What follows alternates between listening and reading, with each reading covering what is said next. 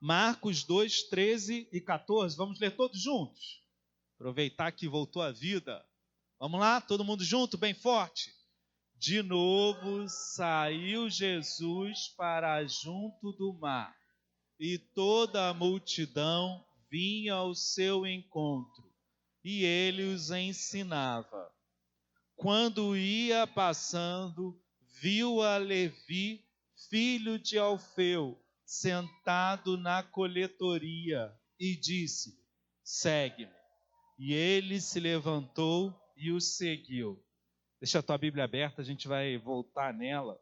Mas eu quero que você se pergunte: o que você veio fazer aqui hoje? O que você veio fazer hoje aqui na igreja? Talvez se eu pedisse para cada um responder, cada um tem a sua resposta, mas eu quero apontar o teu coração para a ideia de consagrar. O verbo consagrar significa entregar, significa oferecer. E quando a gente fala que a gente vai consagrar o nosso ano e a nossa vida ao Senhor, é muito mais do que pedir as bênçãos dele sobre a gente. A gente vai se aprofundar um pouco mais nisso daqui a pouco, mas eu quero que você entenda que consagrar a sua vida ao Senhor significa entregar ela a Ele. Mas que vida que você está entregando? Pensa sobre isso. Como eu disse, depois que passou, eu prefiro fazer esse culto no final de janeiro, porque na virada do ano, início de janeiro, a gente ainda está muito bobão, né? Tudo vai dar certo. E aí os dias vão vindo e de repente a gente começa a lidar com a verdade. Que 2020 é mais um ano como foi 2019. E para que 2020 seja diferente, há coisas que eu preciso pensar, que eu preciso fazer. Quando eu avalio as minhas expectativas e as minhas promessas, como a gente falou no início, tem muito a ver com para onde eu estou olhando. Como é que foi o seu ano de 2019? Como você avalia ele? Se você fosse pensar agora. Porque isso tem a ver com as suas expectativas para esse ano. Tem um ditado que eu gosto muito, que diz assim: quem conta um conto, vocês sabem o resto? Aumenta um ponto. Já ouviu isso? Significa dizer que quem conta a história vai imprimir nela a sua visão, as suas emoções, a sua perspectiva. Ela vai contar a história a partir do seu olhar. Quem é que conta a sua história? Quem é que diz para você qual é a sua história? Para isso ficar bem claro, por exemplo, se a gente pedisse para um médico contar a sua história, ele ia olhar para o quê? Quais perguntas ele faria? Por exemplo, ele ia perguntar como é que está a sua saúde. Provavelmente ele ia querer saber o seu peso, quanto estava e quanto está, e é coisa que a gente não gosta muito, né? Normalmente são áreas que a gente deixa passar. Como é que está a nossa energia diária para viver o nosso dia? Será que a gente chega no dia esgotado, cansado, a gente não aguenta mais viver, quer correr para a cama e desmaiar? Como é que está o nosso fôlego quando a gente sobe uma escada? Avaliando o seu 2019 a partir do olhar de um médico, será que ele diria que seu 2019 foi ruim? Porque você ganhou peso? Porque você está sem fôlego? Se perguntasse, por exemplo, sobre a sua vida amorosa, um conselheiro matrimonial para o seu namorado, para o seu cônjuge, marido ou esposa, o que ele diria sobre a sua vida? Como é que você tem se saído? Será que sobra ânimo e tempo para a pessoa que você diz ser a mais importante? Como é que foi o teu 2019 a partir dos teus relacionamentos dentro de casa? O que seus filhos ou seus pais diriam? Às vezes a gente acha uma coisa, né? Eu lembro, a Sara vai ler um livro nesse ano. Qual é o nome do livro do papai? Tu lembra o título? Papai Conectado. Ela falou: pai, lê esse livro. E aí, claro, para as crianças pensarem na escola, o pai fica o tempo todo conectado no smartphone, no computador. Foi? E aí, assim, como é que as pessoas que estão ao nosso redor percebem a nossa entrega para eles? Será que eles acham que a gente está conectado demais, muito tempo com a cara no telefone? E se a avaliação for financeira? Ou profissional? Como é que está a sua vida, sua carreira, estudos? Será que preço essas coisas têm cobrado de nós? Será que esse preço vale a pena? Como é que está a sua fé? Será que a gente está como uma pessoa em coma, vivendo por aparelhos, quase, praticamente morta, mas ali no finzinho, a gente vai tentando lidar com as demandas da vida e no fim a gente vai empurrando a fé e Jesus para o espaço que dá, até que não sobre nada, nem mesmo o domingo. Eu fiquei pensando quando eu estava fazendo o sermão, caramba, vou começar a fazer essas perguntas, será que a gente já começa o sermão detonando, porque você começa a pensar nessas coisas e fala assim, pô, pastor, era para eu ter esperança ou você está aqui me lembrando de tudo que está ruim? Talvez você até fique desanimado pensando em cada uma dessas áreas, porque, quem sabe, se você é uma pessoa normal como eu, muitas áreas da sua vida parecem estar mal. Se você é uma pessoa normal, a gente vai arrumando, organizando, mas o que eu quero chamar a sua atenção é que não importa, na verdade, quem conta a sua história quando você olha ao redor e só vê fracasso. Se você avaliasse sua vida agora, hoje, será que você chega ao ponto até de meio que se desesperar, de perder as esperanças porque parece que não tem o que fazer? O meu ponto hoje é lembrar você por que você está aqui hoje. A gente está aqui hoje para entregar tudo nas mãos do único que pode dar conta de toda a confusão que a gente arma com as nossas escolhas e com as nossas reações. A boa notícia é que Deus consegue lidar com a nossa vida. E Ele quer. Deus consegue pegar, seja qual for o ponto em que sua vida está agora, nesse exato momento, Ele pode arrumar a bagunça. Porque é isso que Jesus faz. É pegar a confusão que o pecado constrói e arrumar, mas eu quero te lembrar já de cara que isso tem um preço. Nossa vida só consegue se organizar se Deus for o centro de tudo. Se tudo estiver conectado a Ele.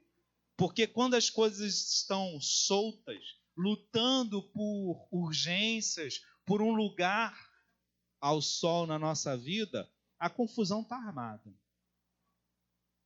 Aí a gente volta ao texto que a gente leu de Levi, que era um publicano.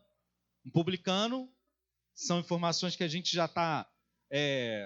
são repetidas tanto que a gente grava. Era alguém que ganhava a vida cobrando imposto. Você tem que passar na suburbana, alguém colocaria ali uma barreira e para você passar por ali você teria que pagar um dinheiro. Mas não é simplesmente o fato de você pegar uma rua paralela e não passar por aquela barreira.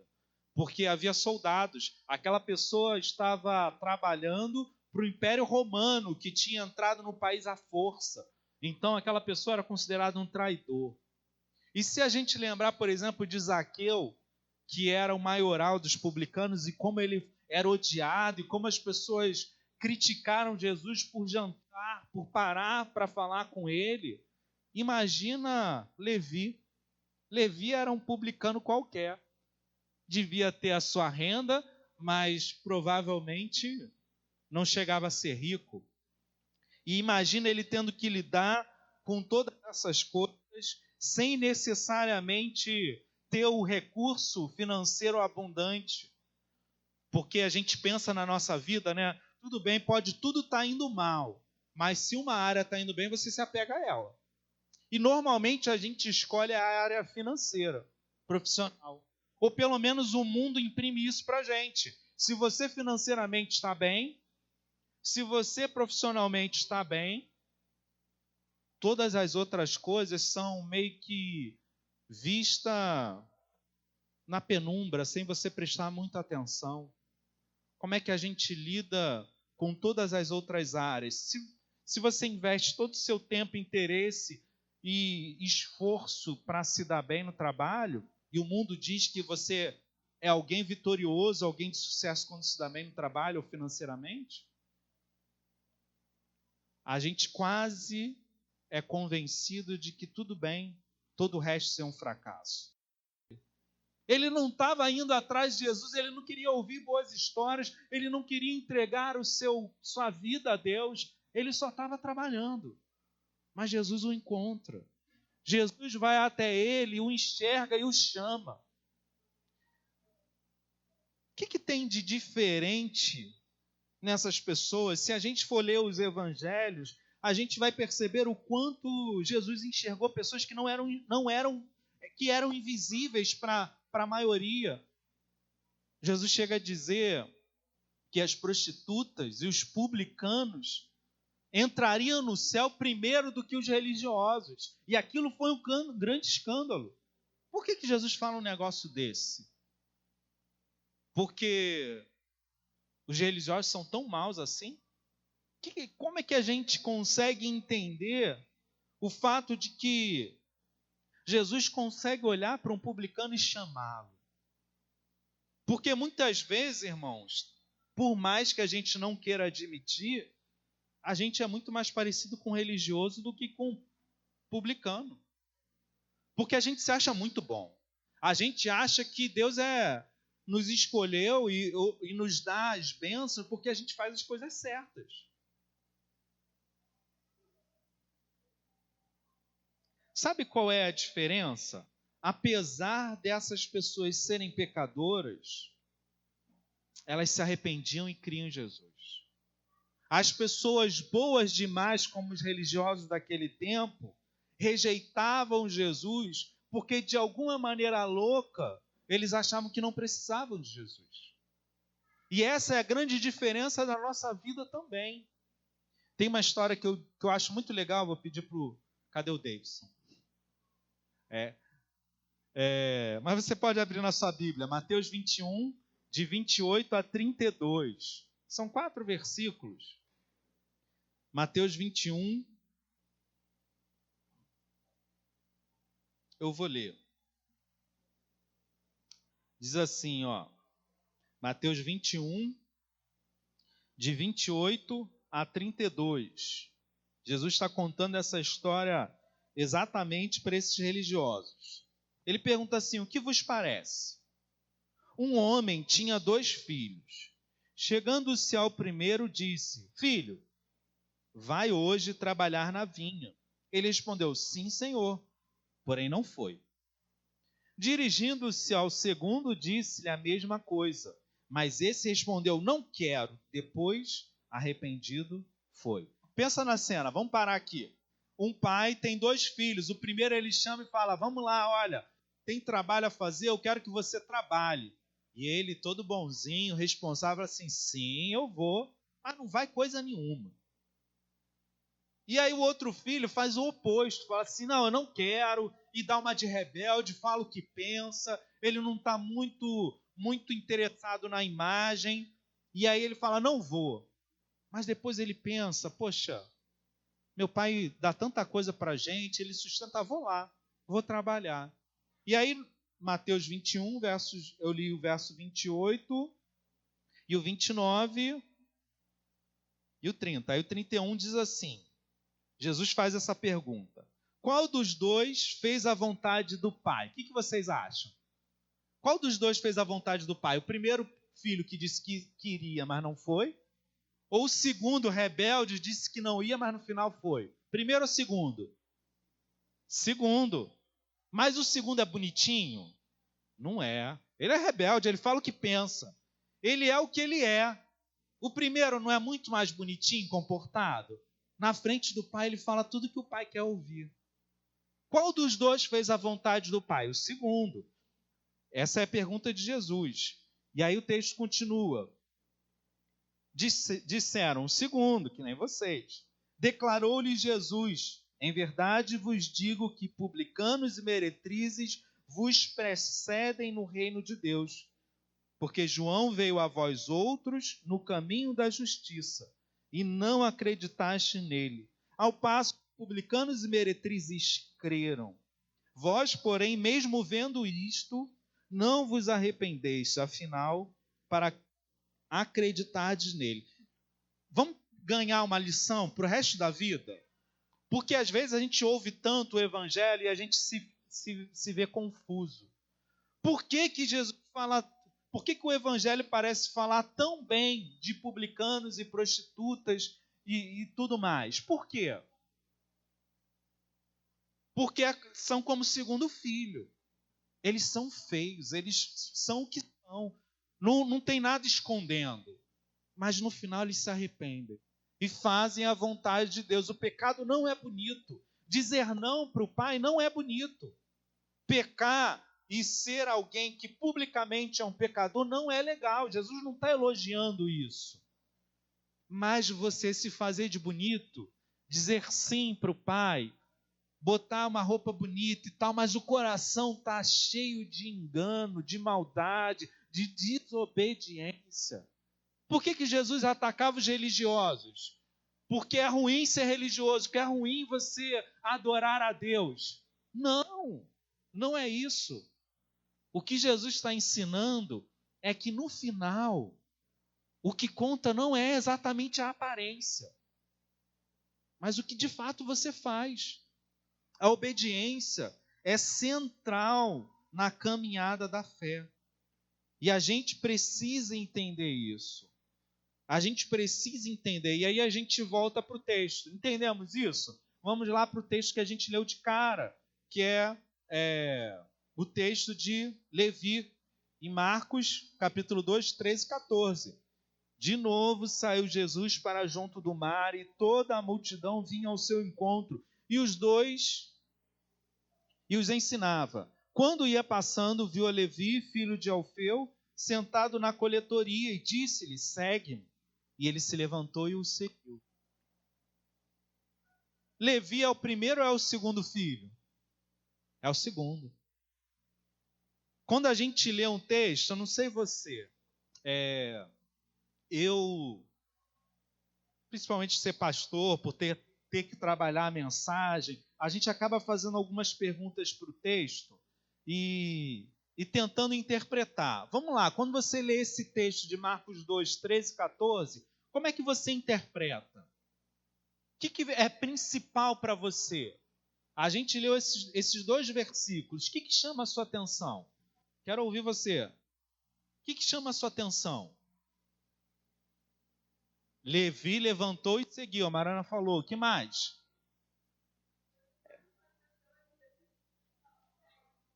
Jesus só fala, segue-me. Ele não tem um discurso, ele não promete coisas, né? Olha, você vai ganhar o céu, tua vida vai mudar. Eu vou te abençoar, esse trabalho que está te dando dinheiro, eu vou te dar mais ainda. Jesus é seco, segue-me. O que mais? Essas coisas que chamam a sua atenção? Tem mais alguma coisa? Preste atenção, eu ficava pensando assim, poxa, será? Provavelmente Levi já conhecia Jesus, né? Ele já tinha ouvido histórias sobre Jesus, ele já devia estar com o coração queimando, ele queria estar lá ouvindo Jesus. A gente começa a criar argumentos, porque a gente precisa de raciocínio lógico, a gente precisa que o quebra-cabeça encaixe, a gente precisa que as coisas sejam ordenadas, a gente precisa controlar a situação. O texto só diz isso porque só tem isso. Jesus só diz, segue-me, e Levi levanta e segue. O texto é só isso porque é só isso que tem. Pô, pastor, mas é só isso? É. E aí a gente deixa passar o que é mais poderoso, o que é principal para Levi e para a gente. Por que Jesus só diz segue-me? E por que só com uma ordem Levi levanta e vai? Por quê? Por quê? Porque ele é obediente? Porque é Jesus que está chamando. Porque é Jesus que está chamando. Quando Jesus chama a gente não precisa de argumentos.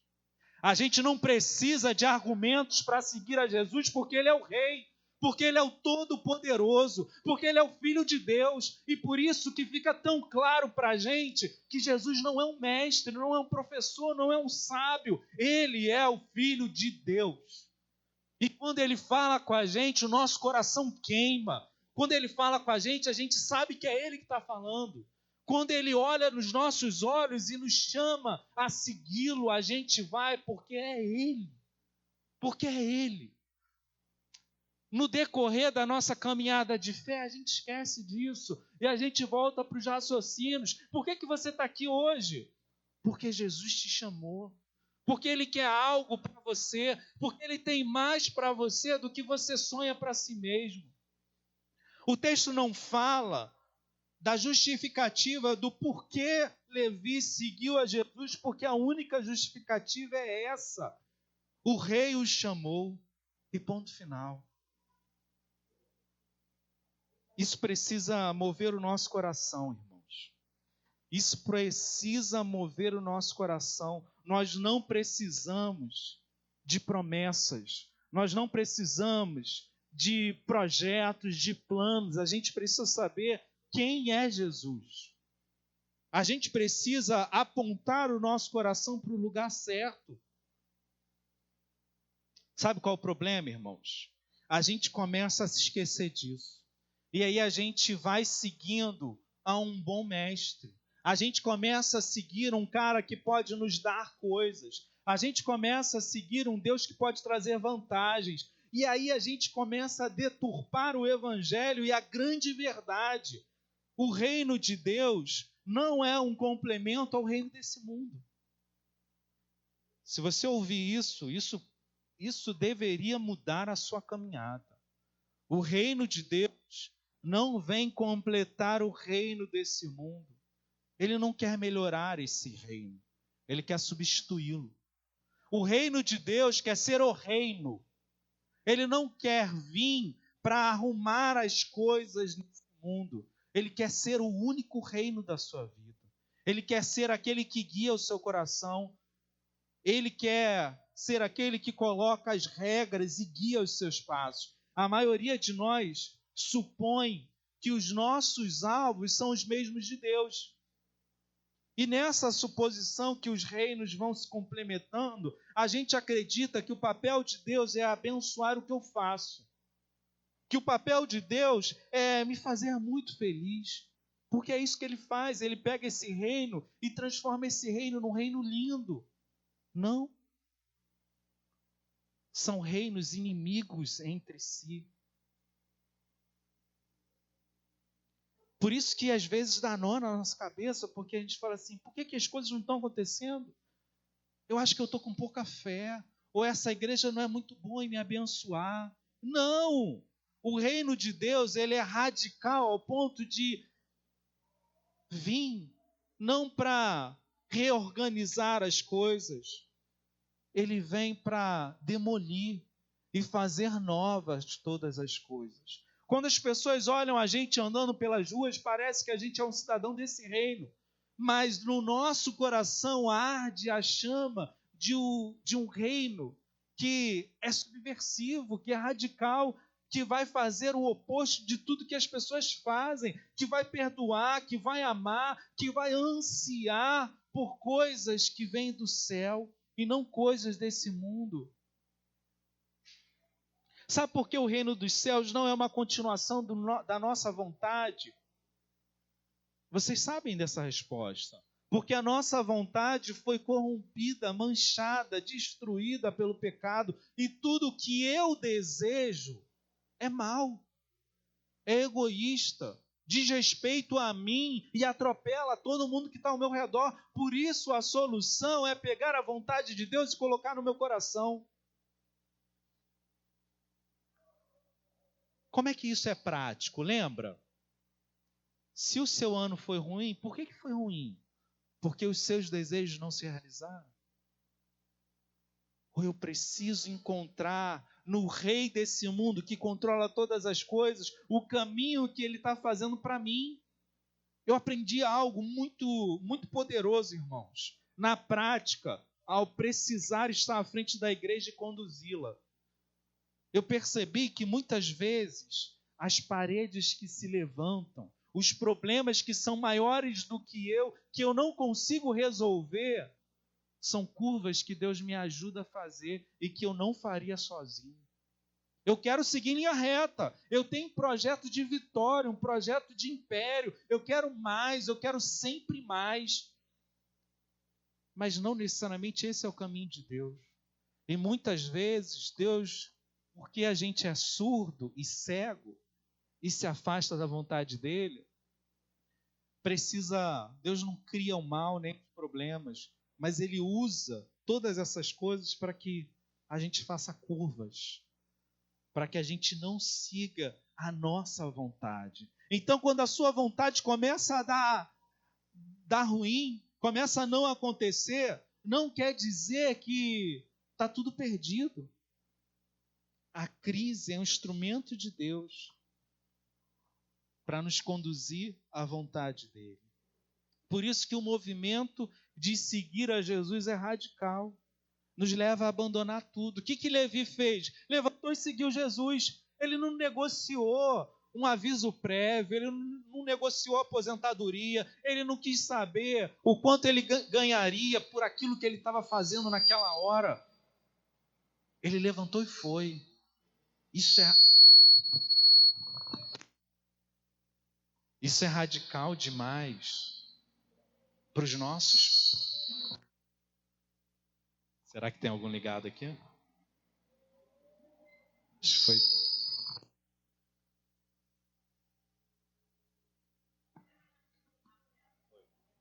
Som.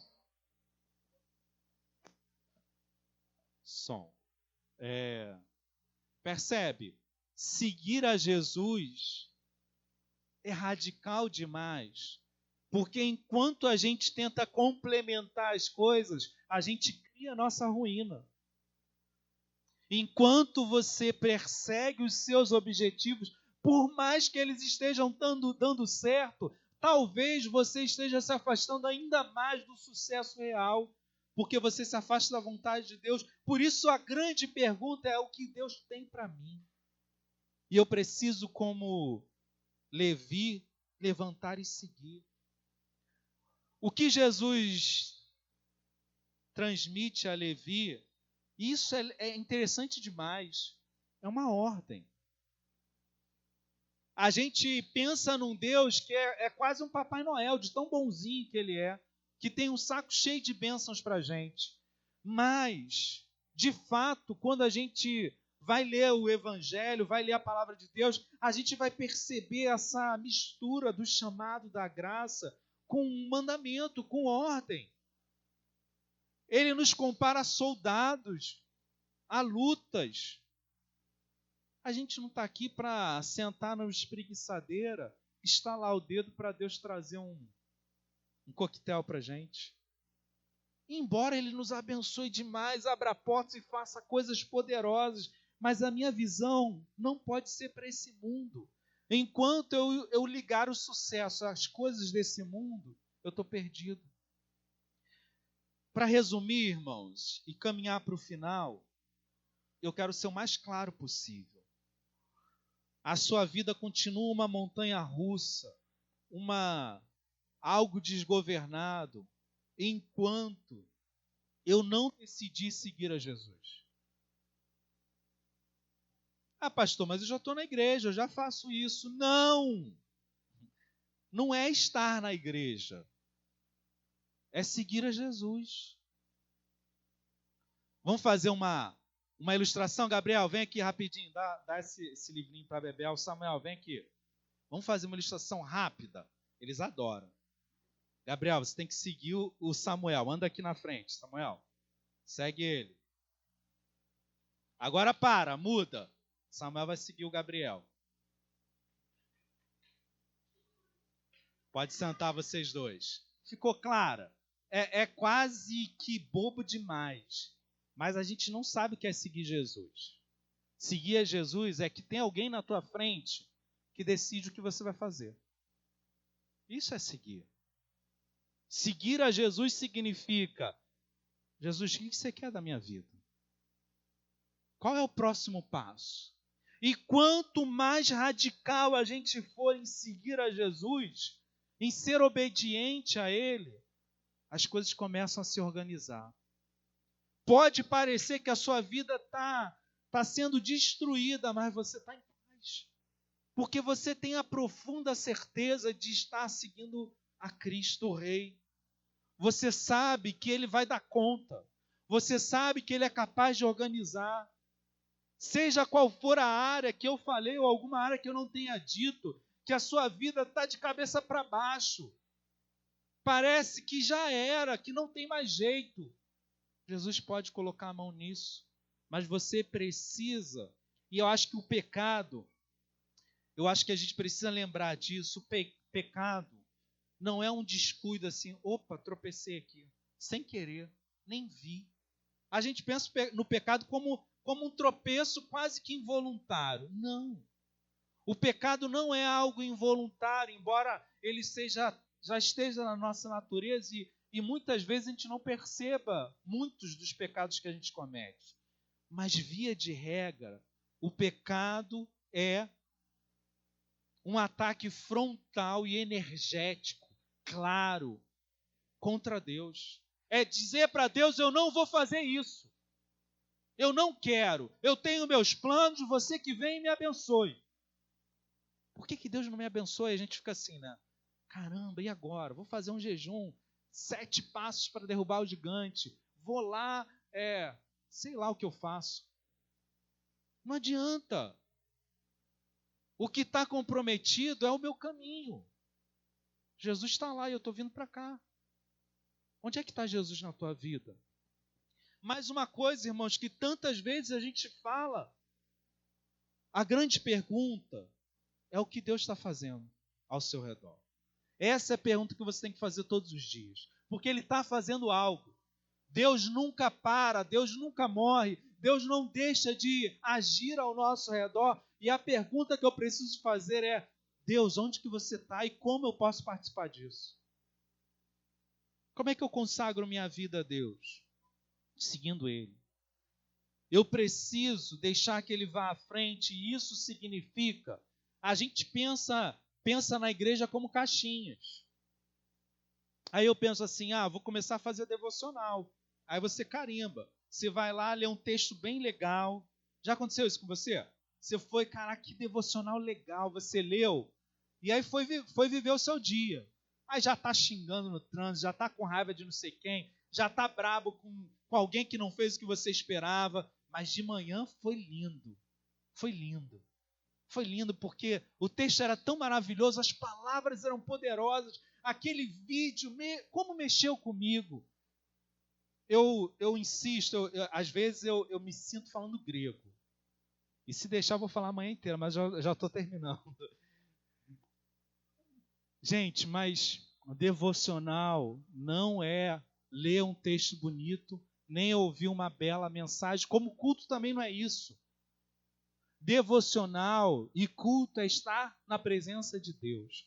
Por isso eu insisto, a sua melhor devocional é você abrir a sua Bíblia.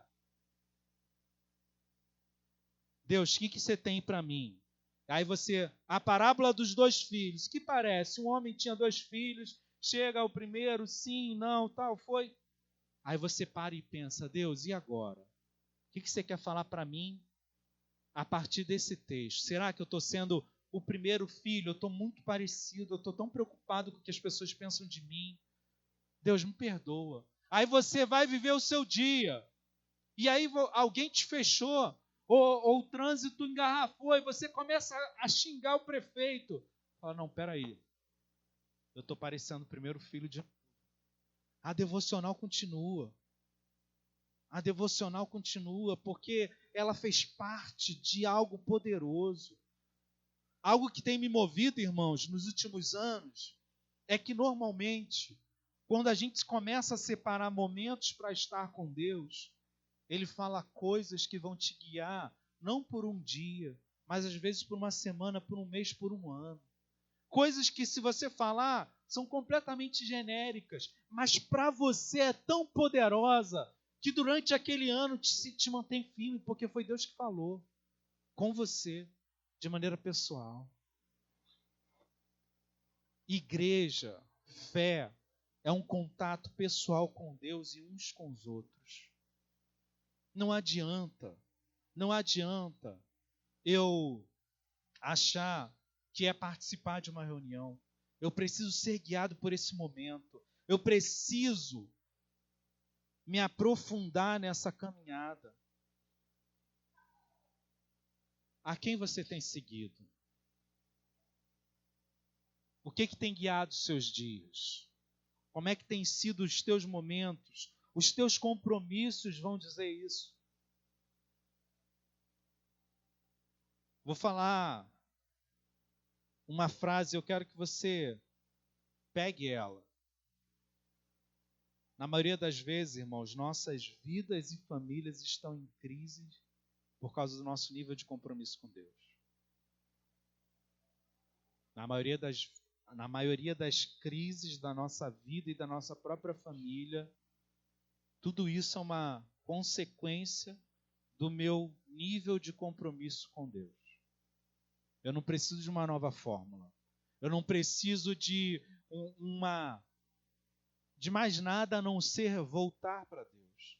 Me comprometer de novo com Ele. E agora eu termino. Qual é o meu desafio para você? Se comprometa com Deus.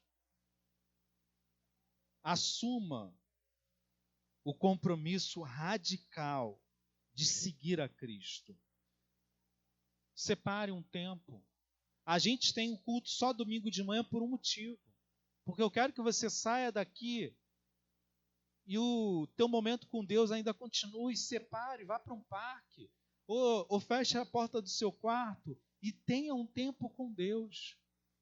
Por que a imagem de Jacó lutando com o anjo é tão poderosa? Porque Deus quer que a gente faça isso. A gente separe momentos para lutar até que a gente tenha a nossa mensagem, que vai guiar o nosso ano. Como é que vai ser 2020? Eu não sei, irmãos. Eu anseio pelo que Deus vai fazer na sua vida. Porque a sua vida é o reflexo do que a igreja vive. Se eu tenho famílias e pessoas comprometidas com Deus, eu vou ter uma igreja comprometida com o Senhor. Eu não sei qual é a confusão que hoje martela na sua cabeça, qual o problema que parece não ter solução.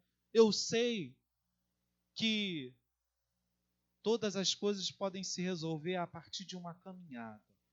E é outra frase que eu falo muito, mas precisa ser capturada pela gente. A caminhada com Deus é uma longa caminhada na mesma direção. Não é fast food. A gente quer vir para o culto, receber a palavra e ir para o ano de 2020 só de bênção e vitória. Não é. É um trabalho pessoal, de caminhada, de ver Deus movendo e conduzindo o meu coração. Separe tempo para isso. Queira ouvir Deus. Queira ter você mesmo a capacidade de ouvi-lo. Tem uma charge no Facebook que toda hora se repete, que quem não ler livros é obrigado a acreditar no que os outros dizem, mais ou menos assim. Não é isso, Érica? Qual é o perigo de não ler livros? Que você tem que acreditar no que os outros dizem.